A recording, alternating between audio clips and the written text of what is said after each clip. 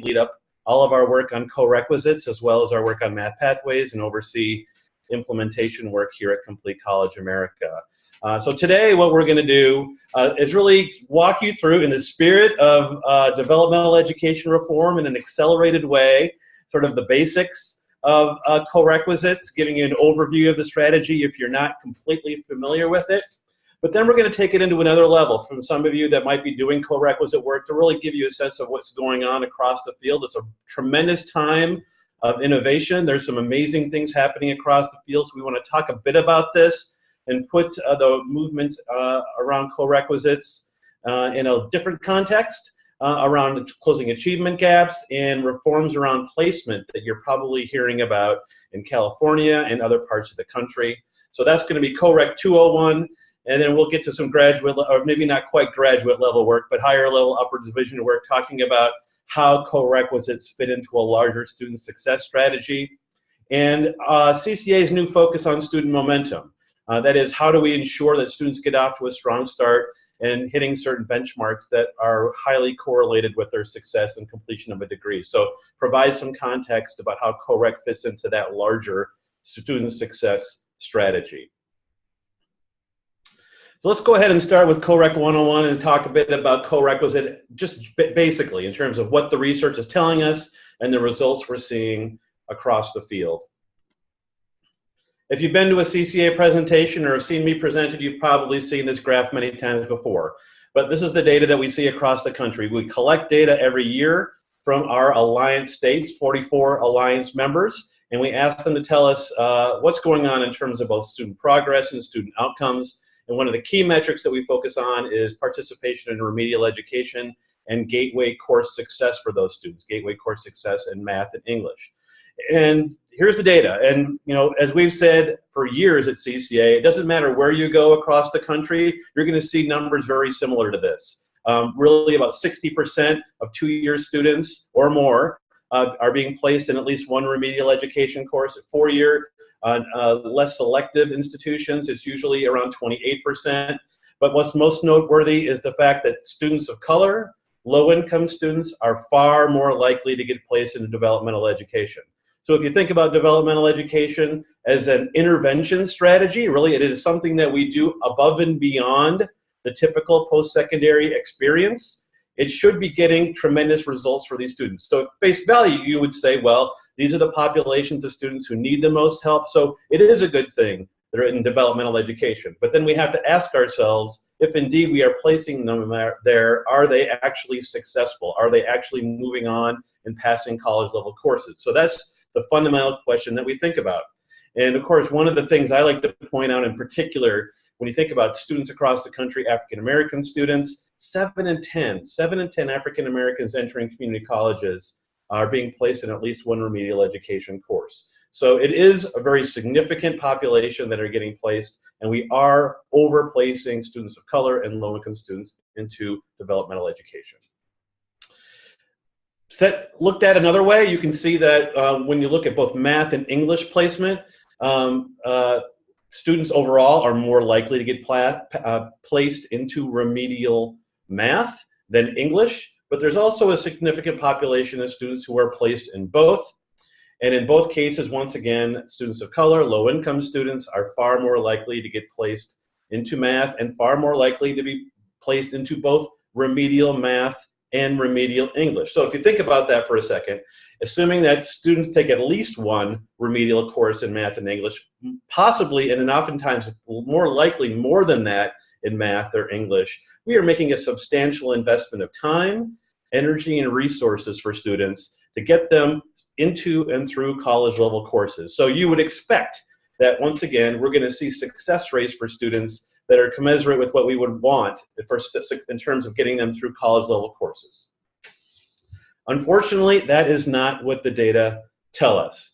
And so this is looking at students who complete the developmental education courses and their college level courses in 2 years, which I think is a reasonable time frame to expect students to both complete remediation and complete college level courses. And you can see very low percentages of students overall are completing gateway math and English or Gateway Math singularly or English singularly, but overall not completing their Gateway courses in a timely way. And of note, particular note are the low success rates for African American students. So remember earlier when I showed you 70% of African American two-year students are getting placed into remedial education, but only 11% are coming out the other side having complete college level courses. So the bottom line is we have to ask ourselves a fairly fundamental question. If developmental education was intended to be an intervention to support students and ideally close attainment gaps, this data tells us a very different story. In fact, we might be able to argue, I think it's pretty clear, that developmental education, as it's traditionally defined as prerequisite courses that students must take before entering a college level course, actually, and I hate to say this, adds to the achievement gap. It's actually creating additional gaps. And we actually have other data that I'll show you later that confirms that out of California. So why is it that developmental education is not effective? And what's really exciting is that we have a handle on this now. For years, I think we struggled with understanding why students who are placed in developmental education aren't successful. Our conclusions generally were that, well, maybe the students weren't quote unquote college material, or maybe the kind of instruction they were receiving wasn't adequate. But at the end of the day, what the data is telling us, and really has been revealed over the last couple of years, that it's neither of those things. Students are capable of doing the work, and instruction is strong in many, if not most cases. It's really the fact that we've designed developmental education as a prerequisite experience, creating opportunities for students to exit out of the system before they even get access to a college level course. So really at the heart of the matter is student attrition.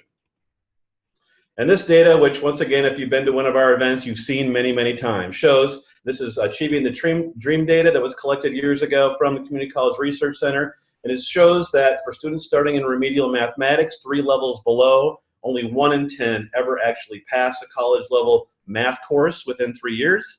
Frankly, what's most interesting is that most of the reason for that is that students are just not completing the sequence. It's not that they're failing the courses. It's not that they can't learn the material. It's because they don't take all of the courses they need. In fact, over half of the students are lost because they don't enroll in the full sequence of courses and the college level course. So attrition definitely is a primary reason why we are not seeing more students be successful in college level courses after being placed in developmental education. So it is at that point where we've come to the conclusion at CCA that the most effective way to meet the needs of these students and to deal with the problem of student attrition is to enroll students into college level courses in the courses that are relevant to their program of study, and then to deliver additional academic support no longer as a prerequisite, but as a co-requisite. That is, while they are enrolled in the college level course.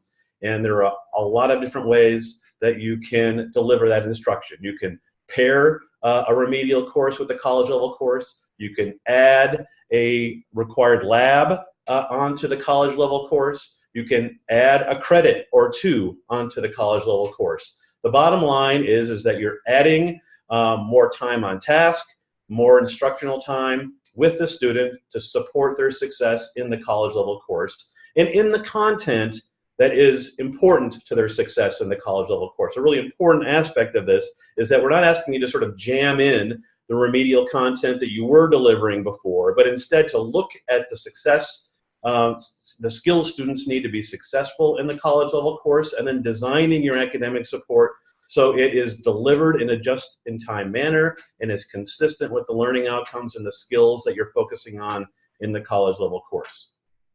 So I don't know if you've been tracking the blogs at CCA, but I did a blog about sort of, one thing is to say what a co-requisite course is. It's another thing to say what is not a co-requisite course. And I thought it would be important in a blog, and I encourage you to take a look at it, to really be clear about what is not, because I think it's quickly misunderstood by some about what they think is a co-requisite, but which we don't believe is, and we have good reason to believe they're not. So, for example, here are some cases we've heard people claim are co-requisites, which we would disagree with, and say that they are not indeed co-requisites. So, for example, adding more time to a remedial course, say maybe making a remedial course 3 credits versus and turn it into a 5-credit remedial course. That's not really co-requisite. It meets the standard of more time on task, but you still have the attrition problem, right? Students still have to get through that course, and then they have to enroll in the college level course. So that is not, in our opinion, a co-requisite.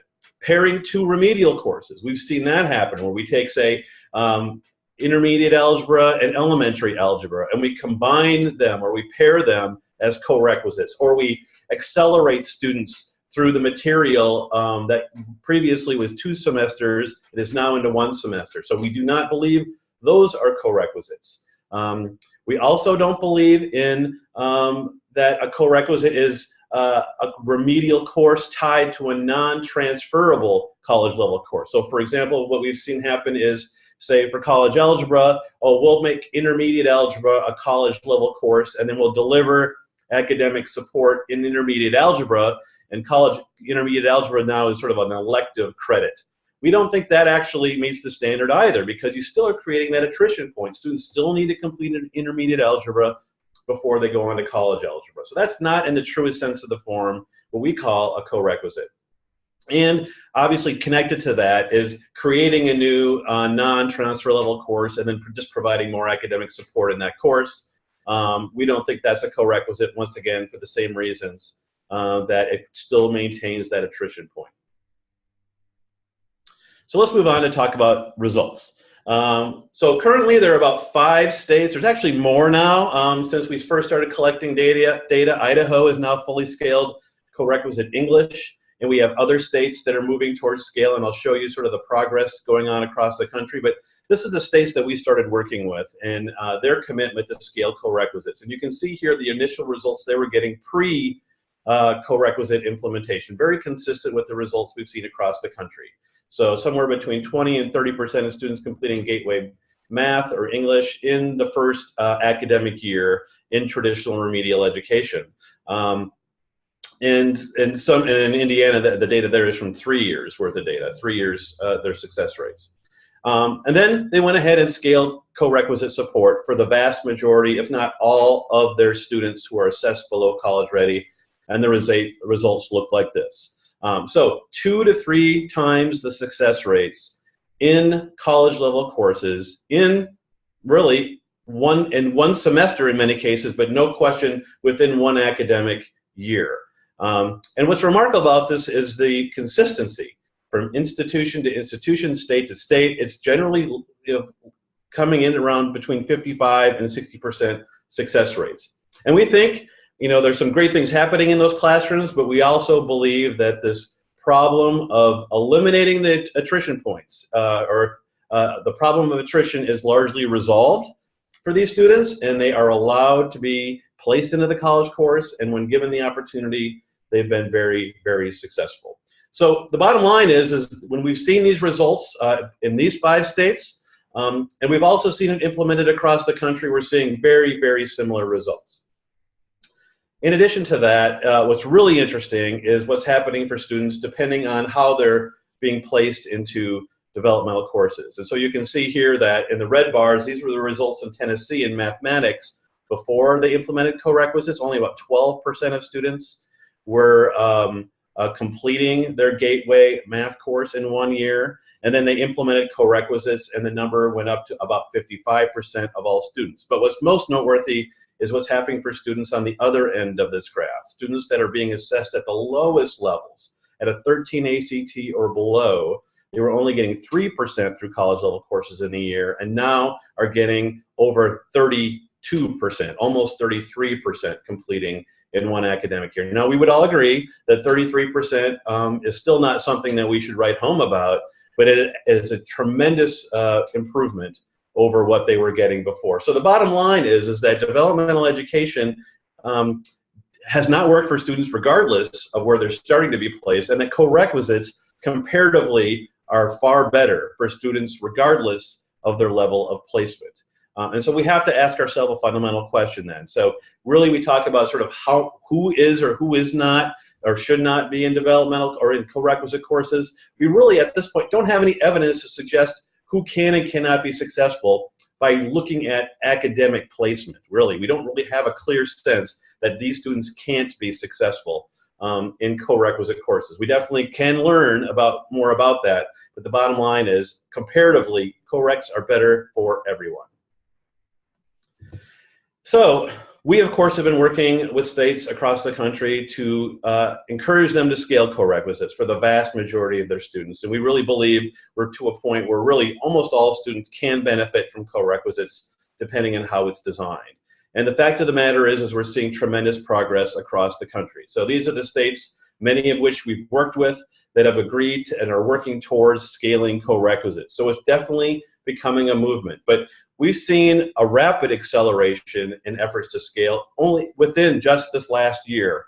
States like Texas and California and New York, very large states with lots and lots of students, have stated that co-requisite needs to be the strategy that they focus on to better serve students who are not optimally prepared for college level math and English. So here are just some of the latest developments that we've seen across the country. We're actually working with the City University of New York right now, and they've made a commitment to more broadly scale co-requisite support at all of their colleges.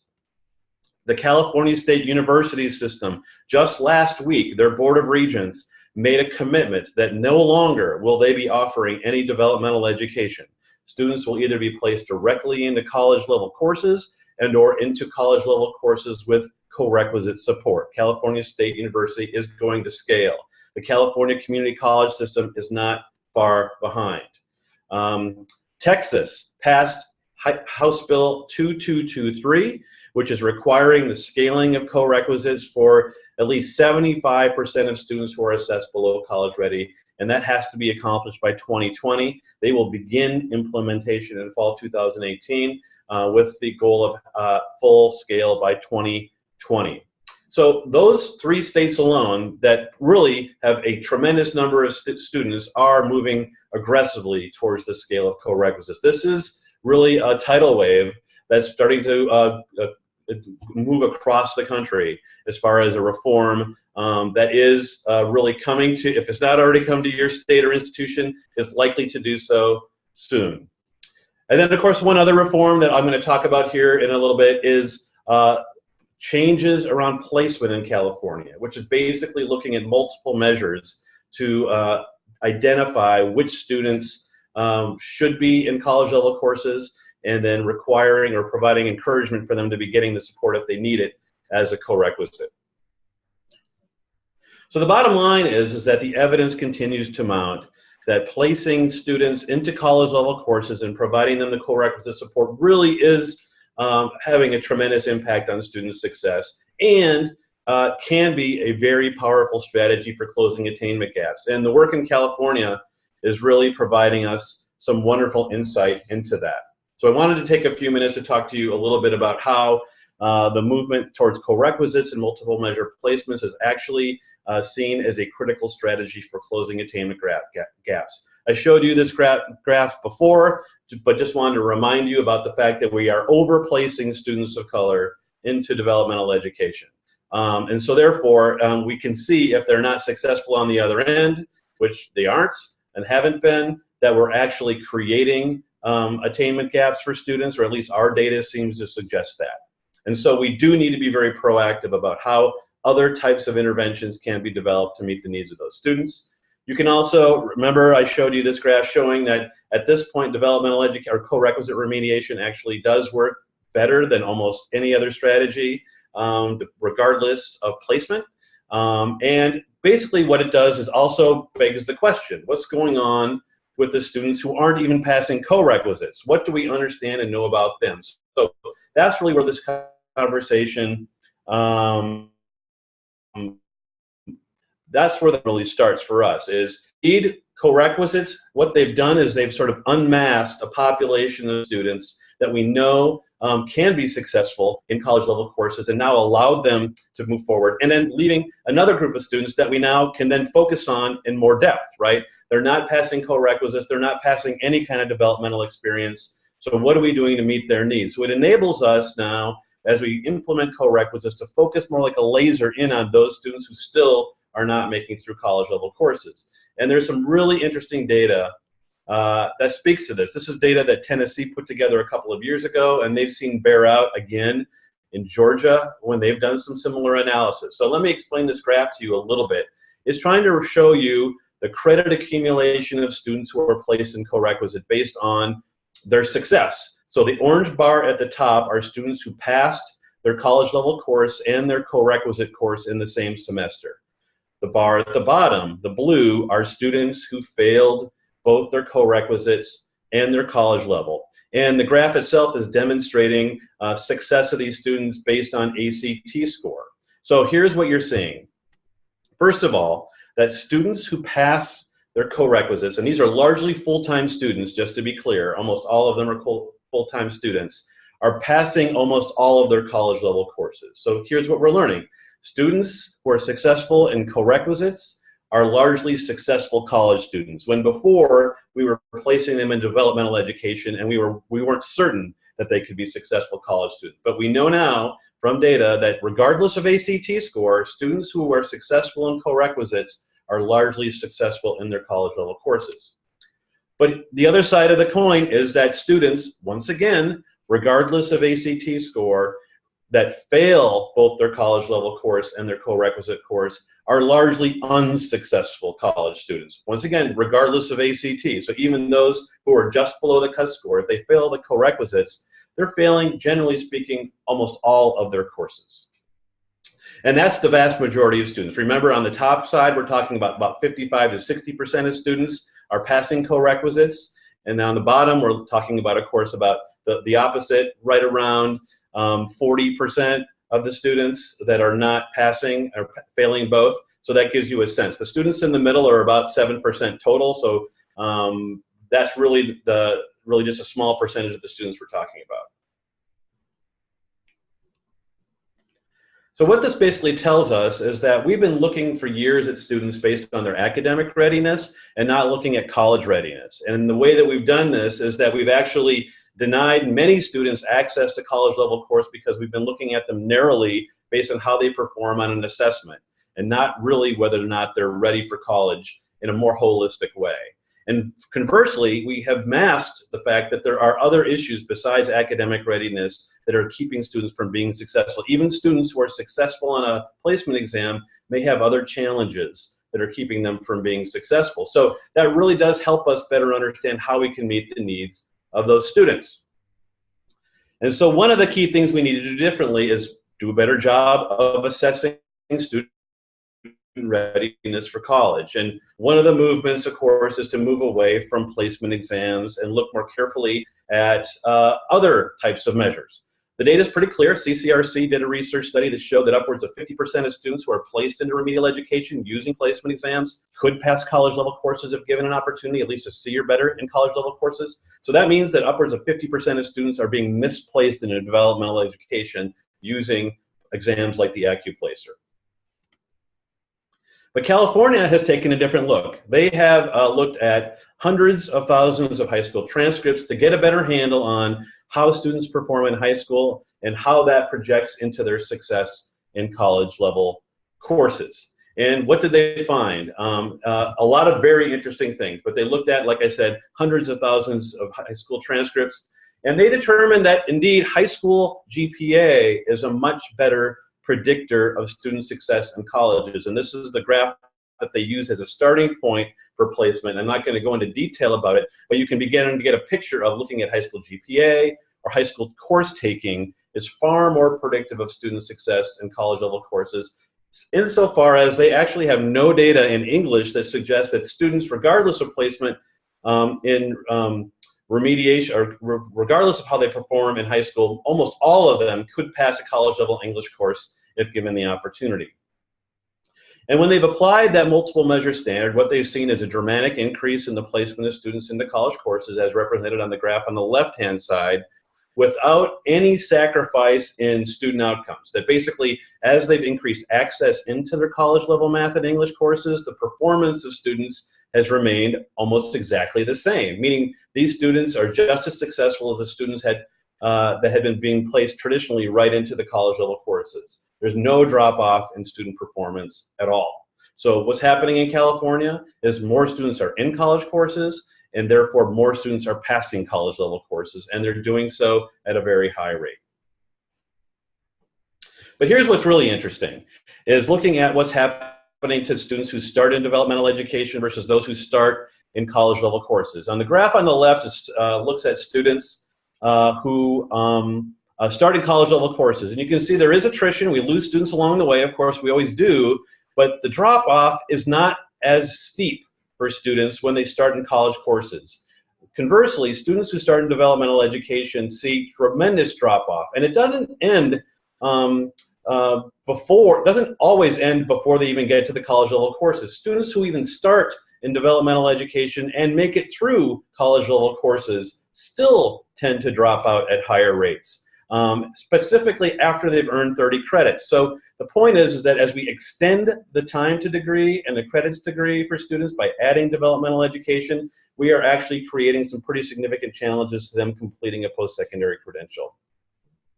And here's really the interesting part. So an analysis was done in California looking at their data, and they were able to attribute their attainment, what parts of the system were causing the attainment gap. And really what they were finding is the mere placement of students into developmental education, prerequisite developmental education, was causing about half of the attainment gap in California post-secondary institutions. Half of the attainment gap was caused by being placed in developmental education. And then from there, students continued to fall behind, and we looked at things that are connected to course taking and overall academic performance still causing the problem. There's definitely more that is attributable to the attainment gap than just simply placement in developmental education. But nevertheless, we're starting with putting students in a hole, and they're not catching up. There's at no point that those students ever make it through. Even those who make it through college level courses, they still are achieving at a lower rate than other students. So the bottom line is all of this data is causing a seismic shift in California. There's all kinds of stories about the changes that need to be made in mathematics and in gateway courses and placement as really a civil rights issue, as an issue that is addressing important issues related to equity in California. And so what have they done? Well, they passed this Assembly Bill 705 and just had Governor Brown sign it this fall, which basically says that really the evidence is clear that being placed into developmental education does not solve the problem of college completion. It actually adds to it, and that frankly colleges for a long time now have been moving in that direction. So the legislature has acted, and they passed Assembly Bill 705 to indeed guarantee that students have access to college level courses by looking at high school grades, and then if they aren't quite ready, to provide that support ideally as a co-requisite.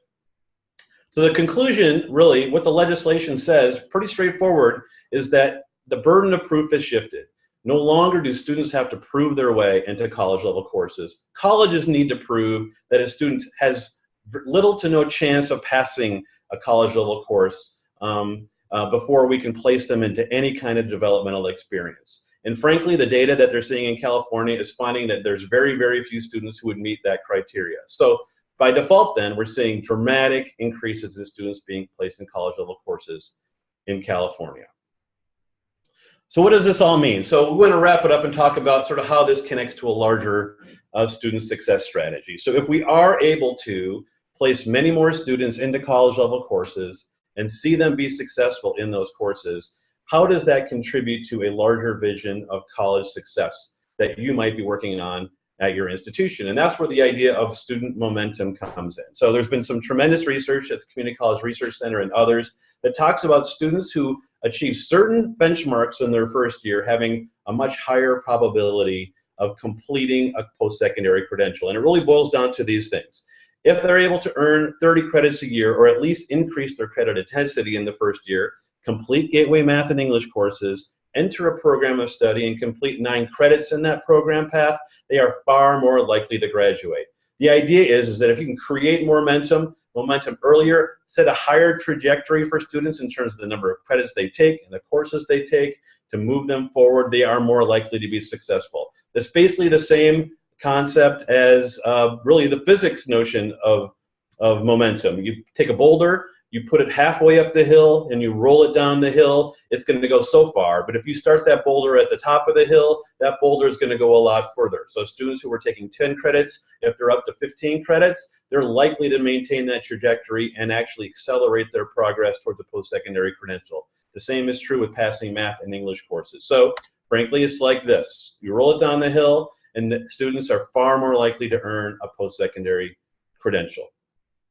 So how does that all add up in terms of corequisites? Well, obviously it means that we have to do a lot more in terms of getting more students to hit those benchmarks in terms of credit accumulation, as well as in terms of passing college level math and English courses. So thinking about how we onboard students to make sure they're choosing a program of study or at least a meta major, a broad area of study that will then enable them to enroll in those courses. They'll know what the right math course they should take, for example, is, and they can get moving forward on their program of study and in those critical courses related to it. We should be defaulting students into higher credit loads, and we should find ways to place students into college level courses on their program path as soon as possible. And then, of course, adding corequisite to the mix. That is, if they need to get them into math and English and to make sure that we're providing that support in the first year. When you put all that together, you can see students achieve the momentum that they need to propel themselves forward towards a credential. So at CCA, you've heard us talk about our game changers. We see that as really essential to our strategy, right? Which is if we can start with strategies that on the advisor side is increasing students' enrollment into college level courses and in higher credit loads, and then building a foundation of ensuring students are in the right courses, right math courses, right English courses, and receiving corequisite support, we can see success all along the continuum. And then that leads into our other strategies like academic degree maps and proactive advising. All of that said and done creates momentum for the student early on, and then the additional supports they need to be successful throughout their academic program. So you can see then sort of the triangle that is math pathways, corequisite support, and momentum years. Those things really provide a foundation, math pathways and corequisite support, to support student success in that first year in terms of building momentum.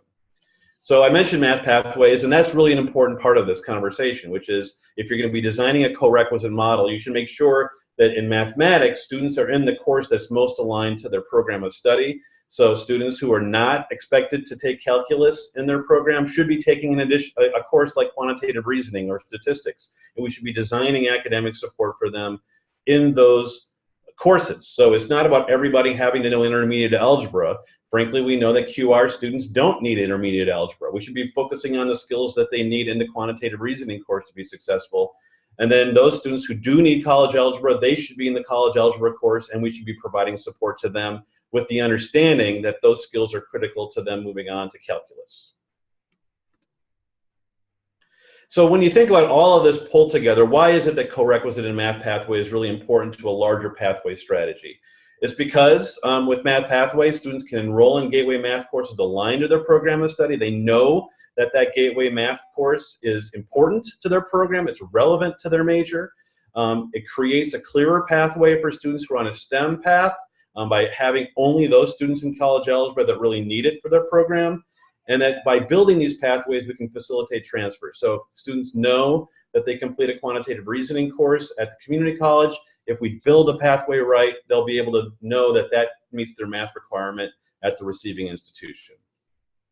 Likewise, corequisites enable us to get students started on a program path right away, right? Instead of having them have to enroll in multiple semesters of remediation beforehand, delaying their start point for a program path, right? And we can now put them in the college level math and English course on day one when they enroll at the college, and we can give them an academic map, and we can show them the degree path, and they can know that they see themselves in it because they know that they'll be in college level math and English.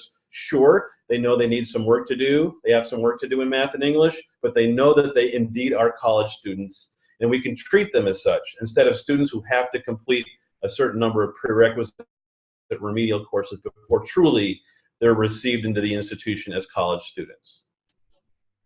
So the end picture looks a little bit like this, right? So students walking on a college campus, they are engaged in pre-major advising, early onboarding advising, where they're asked, they're given information about career options, program options, and then are choosing at the very least a broad meta major. And then if that meta major has specific courses within that, we're encouraging them to then enroll in those courses that are aligned to that meta major, that fulfill requirements for all the programs underneath it. And then if they're, in this case, in a gateway math course, we enroll them in that course in the first year, no questions asked. And then we provide that support if they need it as a co-requisite, enabling them to be able to enter a program of study within that first year, and ideally complete courses in that program within the first year. So you can see here how co-requisite then becomes a critical part of the equation when we think about building student momentum and helping them get ready to be successful in that path of choice. So we have some examples of states that have done this. Tennessee is probably the most noteworthy. They've fully scaled co-requisites. They're asking their students as they enter to choose at least a meta major. They are implementing these academic maps, building advising systems to support students, and the results for their students have been tremendous. So those students who were enrolled in co-requisites, they've seen their success rates, their retention rates increase from 47% to 63% at community colleges, and also seen improvements at their universities, and they've seen increases in credit accumulation as well. So keeping in mind those key metrics around momentum, indeed, students who are placed into co-requisites and are successful are indeed achieving greater momentum for their success in a post-secondary program. So what's the bottom line? Prerequisite remedial education really largely undermines student momentum. It doesn't allow students to be able to hit those critical benchmarks in the first year and creates attainment gaps. We know that guided pathway work or momentum pathway work will not succeed without ending prerequisite remedial education. We need students to start on day one on their academic map to really have a real chance to be successful. And there really is no better model than placing students directly into college level courses, and then if they need it, providing them co-requisite support. It is the most effective way we've seen for increasing student success. So the question is, how is it then we can get your campuses or your states to scale co-requisites? If you're an Alliance member, we're ready to help, right? So we want to work with you on all of these strategies. And as an Alliance team member, if you are one, you know that we're working with you very closely to design how you might implement a scaled strategy for co-requisites and our other game changers by pulling together the right team, setting goals for attainment, looking at your data, aligning your resources around these strategies. And that's the kind of work that we want to do with you to lay the foundation for this. We then want to work with you on actually helping you implement these strategies, bringing national contents experts to you to figure out a way to work with your faculty and work with your institutional leaders to show them how they might implement these strategies at their institutions. And then we want to stick with you to see what the results are, and then to invest in strategies to close attainment gaps by looking at your data, seeing how underserved students are performing, and then developing strategies to meet those needs. That is really, sort of in a nutshell, what we want to do working with you to implement co-requisites and our other game changers. And so you can see how it all works together as part of what we call a momentum pathway or momentum strategy for your state or your institution. So that's it. I'm going to pause there. That was plenty, I think, to throw at you. Hopefully you have a little bit of a better understanding of the kinds of things that we're focused on and the case that we make to states as we think about implementing co-requisites at your institution. So I'm going to stop here and see if we have some questions and do my best to answer them. If you do have questions, please feel free to use the Q&A function on Zoom, and I'm happy to do what I can to answer them. So we have one already in the queue, and that question is, what is the longer-term retention persistence data associated with co-requisite support? We've seen a troubling backslide in subsequent courses and sequences after a student has had required co-recs in the first class. So for instance, we provide co-rec support in English 101, but then in English 102, without the added support, the student struggles. So that's helpful. I'd love to know where you're coming from or who you are so that we could talk more about this. But I can tell you that generally speaking, your findings are not consistent with what we've seen. Generally speaking, students who start in co-requisites have been very successful in their subsequent courses. I showed you the retention data earlier. In mathematics, we've seen great success in terms of students moving on to subsequent math courses. So students who are starting off in a co-rec college algebra course, when they enroll into pre-calculus or sometimes business calculus, their success rates actually have done very well. In fact, we have some evidence from states and institutions like Georgia, Oklahoma, and in Nevada that students, once they enroll in that co-requisite college algebra course, they actually perform as well as, and in many cases better than, in subsequent courses than the students who are placed directly into those courses. So for example, students who are being placed directly into pre-calculus and those who went through a co-requisite college algebra, we're seeing lots of evidence to suggest those students are actually performing better in the pre-calculus course. That is, the co-req students are performing better in the pre-calculus course than those who were placed directly into pre-calculus. In English, one of the challenges we've seen, and maybe this is attributable to your issue, is the attrition problem, right? Many students who complete 101 don't enroll in 102 right away.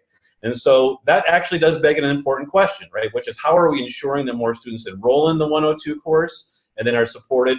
And then thinking about, I guess, considering other ways of supporting their success in those courses. But we actually have not seen. So if you're an individual who's having that challenge, I would welcome you to text me or email me. I'm happy to engage you in a more direct conversation about what your experience has been on your campus.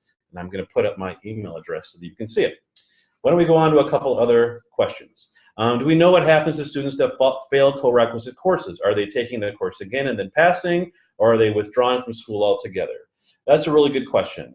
So I think what we're trying to look at more carefully is, how do we support those students if they fail the co-requisites? I think the first answer to that is the point I made earlier, which is we know that students who are not successful in co-requisites are struggling with all of their courses. And so we need to find ways to intervene very early on with students to be able to find supports for them that are not just academically oriented, because oftentimes it's other factors that are getting in the way. The work that Tristan Denley has done in Tennessee and now in Georgia around what he calls academic mindset is a really powerful way to think about this. He sort of pulled together the research on grit, the research on growth mindset. He's looked at other variables around student focus and student choice of a program of study, and he's gotten a much better understanding of sort of what the students' preconditions or what their mindset is as they enter a program and enter a co-requisite experience, and he has a much better handle on which students might not be successful. So the first thing I would suggest is thinking about ways that you can assess your students on the way in a more comprehensive way. Tristan Denley is working very closely with us on this. I assume that we're going to provide an opportunity for our Alliance members in the very near future. We will definitely be doing so at our annual convening with the breakout session that Angie Bell from the University System of Georgia will be doing on this topic. So I want to take a look at that first. The second response I have is that students who are, say, passing their co-requisite and then not passing the college level course, generally speaking, what we're seeing is those students are allowed to enroll right back into the college level course if they want. So what we're seeing is students re-enrolling. We haven't looked at whether students are withdrawing altogether from school, but like I said before, these students are at risk. So we're definitely concerned about students who fail co-requisites because there are other variables at play that we need to consider. Question from Michael asking, are you recommending non-credit or credit-based co-requisites? If you suggest credit-based or co-requisites, how are those best fit into the degree plans that keep the student on track to graduate and fit within financial aid rules?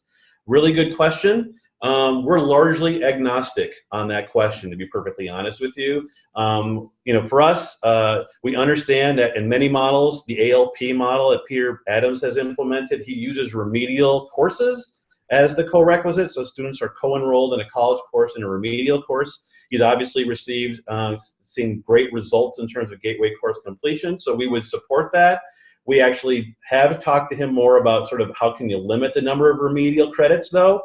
We have seen successful models that go, say, 3 credits for the college level and 2 or even 1 that are remedial courses. So we haven't seen tremendous drop-off in terms of student success as they've dropped the number of remedial credits.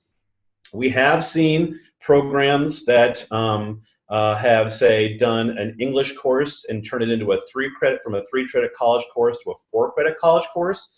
What they've done is they've maintained the 3-credit English course as the general ed course that it is, and that additional 4th credit might be an elective credit for the student. So if students have a certain number of elective credits they would have as part of their program, that 4th credit is oftentimes seen as an elective credit for those students. So I hope that answered your questions. Like I said, we don't have a strong opinion either way on that. That's one of those things that we know that the field needs to generate, is a little bit more information and data on sort of the optimization of co-requisites on many different levels, in terms of student success, in terms of efficiencies for the student, in terms of maintaining and not elevating credit caps on programs. Those are all important questions that we know we need to answer. So we look forward to working with states on those types of questions. Another question, do you find more success with co-rec taught by the same instructor as the credit course, or is there equal success with co-requisite taught with a different instructor? Another really good question. Peter Adams, if he was next to me right today, would say, well, it would be ideal to have the same instructor. Obviously, for some obvious reasons, right? You can build that relationship with the student, and you can spend that time working with them. So I think if Peter would say that if you can do it that way, then he would really recommend that you do so.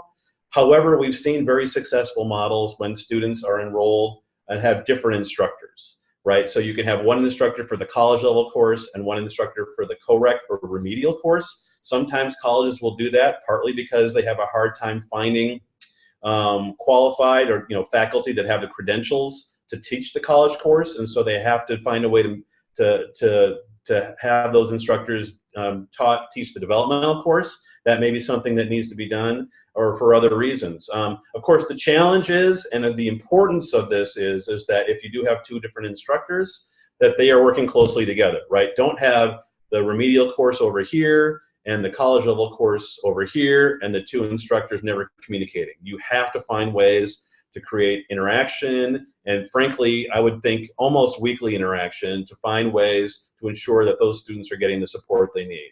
So I guess if you can afford to have the same instructor and you can make that work your institution, we definitely would suggest you do so, but we also have seen very successful models with separate instructors.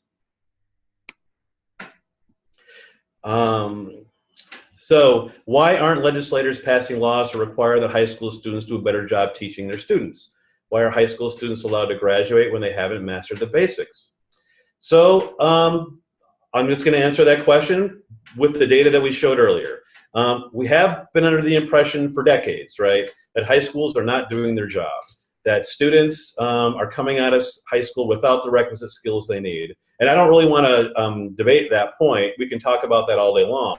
But what we are finding is that the way we assess students using tests like the AccuPlacer or other tools are even less effective, are frankly almost are abysmally ineffective. So if we look at student skill sets and readiness through the singular narrow lens of a test that a student takes over a couple hours on a day when maybe they didn't even know they needed to take it, we know that's not an effective way to look at their success. And frankly, what we're seeing in California, as I mentioned before, they actually are putting far more faith on how students perform in high school, regardless of the high school they went to. That's what's remarkable about this. The data is pretty clear. And what's the reason for that? Well, the data from CCRC suggests that what high school GPA tells us is that students who succeed in high school have learned how to be successful in an educational environment. They may not have all the perfect skill sets they need, but they definitely have some of those non-cognitive skills about what it takes to be successful in education.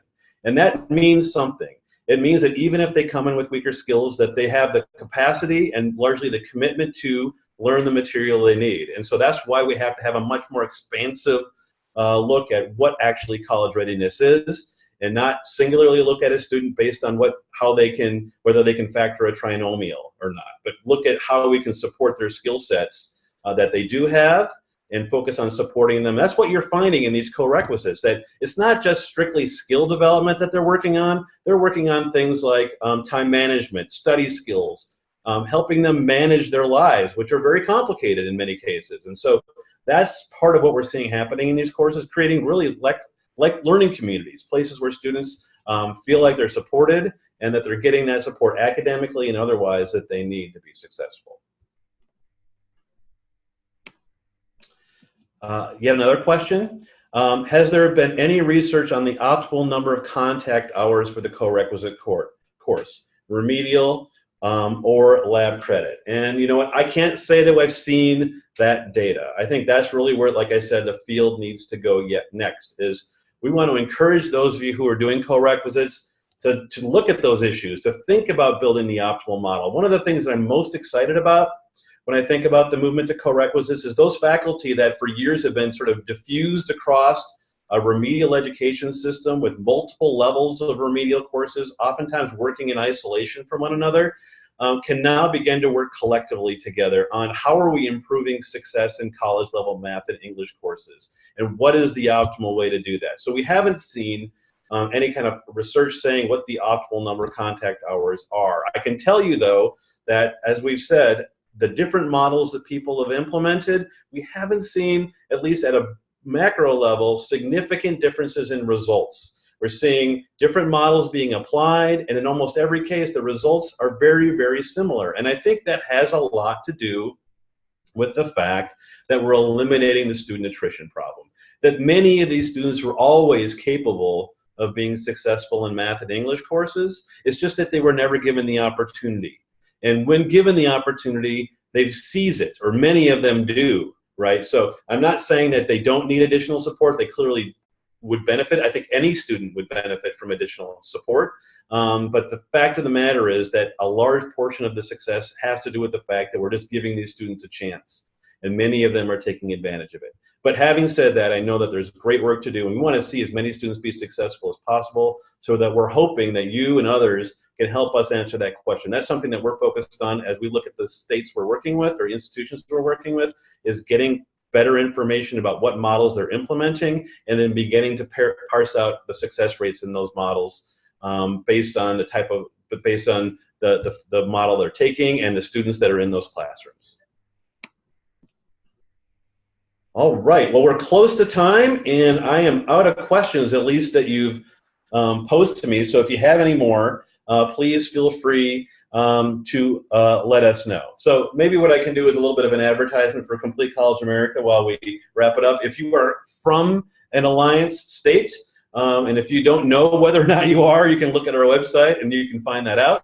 But we encourage you to engage with your Alliance team, and we can find ways to do that. You can connect with us, and we'd be happy to do it, because what we want to do is to have your team decide that co-requisites should be a priority.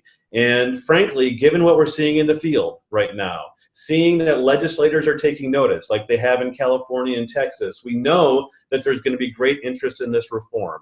And so what we really would love to see is to have institutions and systems of higher education getting out front, deciding for themselves that we need to take this on, we need to look at it for ourselves, we have to think about how we might implement this reform, and do it on our own terms, right? To do it in a way, in a manner that's going to make sense for our institutions. I think we optimally would rather not have legislation passed. We'd rather have campuses decide for themselves that this is the way that they should be doing business. And we're at the ready to work with you through your Alliance team leadership to do that. So we encourage you to connect with them. If you have any questions about that, you can connect with myself or Monica, and we'd be happy to help you understand how we can support your work in your state or in your system of higher education. So I'm going to stop there, Monica. All right. Well, thank you, Bruce, and thank you, everyone, for joining. If you liked what you heard here, please join us again December 13th for our communications webinar. We'd love to see you there. Thank you for your questions. Feel free to reach out to me or to Bruce directly if you have any questions. If your states are ready to scale some initiatives, please feel free to reach out to your Alliance team, which you can find all of our information online. We're happy to have that conversation and get initiatives moving in your state.